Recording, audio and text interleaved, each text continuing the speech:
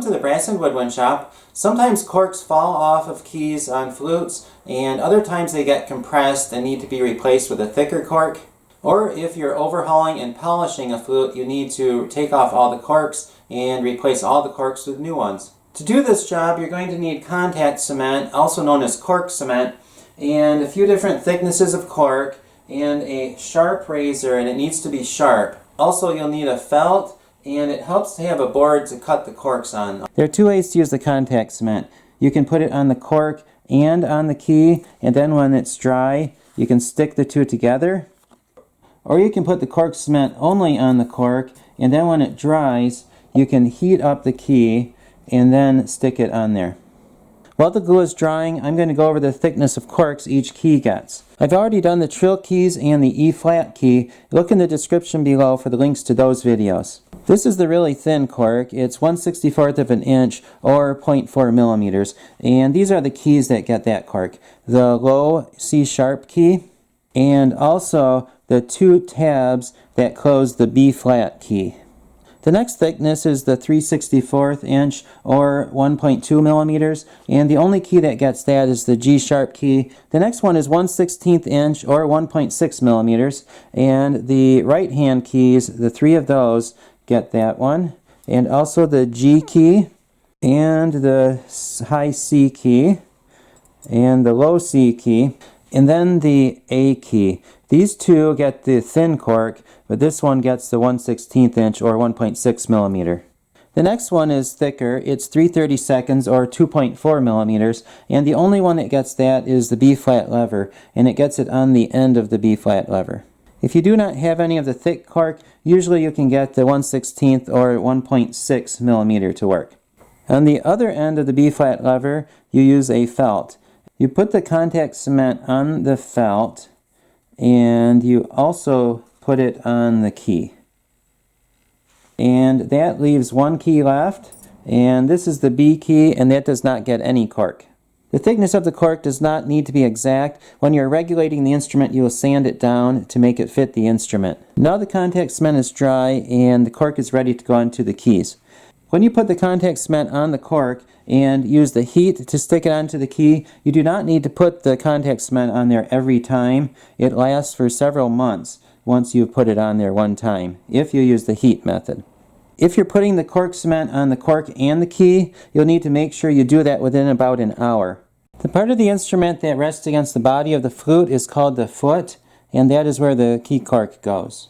If you're going to use the method of heating it up, take your torch and heat up the foot for around 3 seconds, and then put the cork on there and push it down hard like that, and then you cut it. Remember to use a sharp razor because dull razors do not cut cork well. So cut parallel to the edge of the key, and you don't need to cut through all the way, you just cut through part of the way, and then you can bend it off and it breaks. And then to clean up the cork, take the razor and cut right along the side of the key, using the side of the key as your guide. And you cut the two sides and the back part. On the inside part of the cork, cut at about a 45-degree angle. And there is your key cork. When you first start doing corks and you're practicing, you can test it. Just push it a little bit to the side and see if it comes off. If it stays on, you're fine. If it falls off easily, then you need to do it again. The F key has a larger foot that you need to glue it onto, but it's the same thing. Heat it up for around 3 seconds, and then put the cork on there. Push down hard, and then cut it. And when you cut the large part of the cork off of there, that's just an initial cut. It doesn't have to be perfect. After you're done cutting that off, then that's when you clean it up and make it look nice.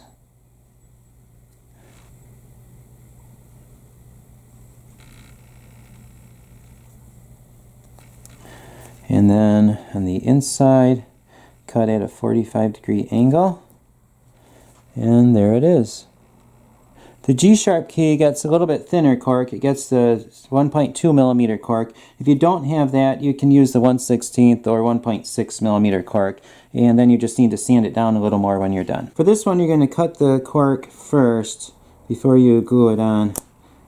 Cut the approximate size, and the G-sharp key gets a cork right here. That's what touches the body of the flute. This part sticks out and does not touch anything.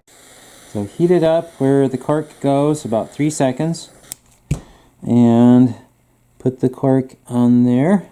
Push down hard, and then you can cut it. When you're cutting the cork, you want a slight angle to the key. If you have a large angle like that, it's going to cut into the key. It's going to make a mess of the cork and the key and your razor.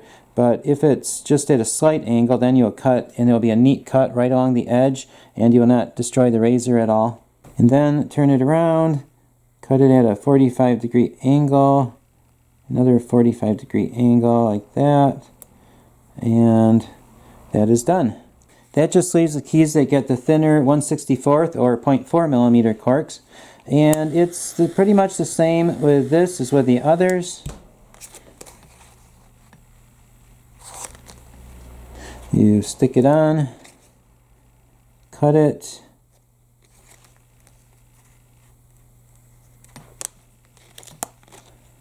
and then clean it up.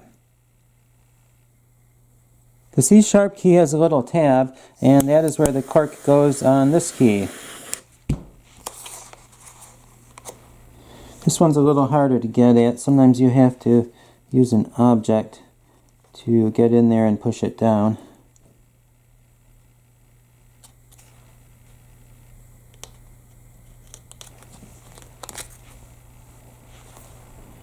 And clean it up the same way you clean up the other keys.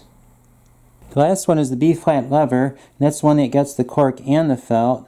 Put the felt on like that and push that down.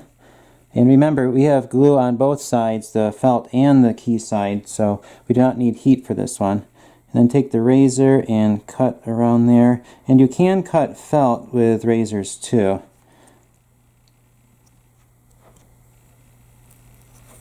And this side of the key gets the thicker cork. And this one you want to cut off a little bit before you put it on there, or else it'll probably pop off while you're doing it. So cut something about the right size, heat it up, and stick it on there. Now the corks are all on the keys, and the keys are ready to go on the flute. But we'll leave that for another video. I hope this video has been helpful. Please subscribe for more band instrument repair videos, and look in the description below for links to the video on E-flat and trill corks, and also the playlist on overhauling flutes.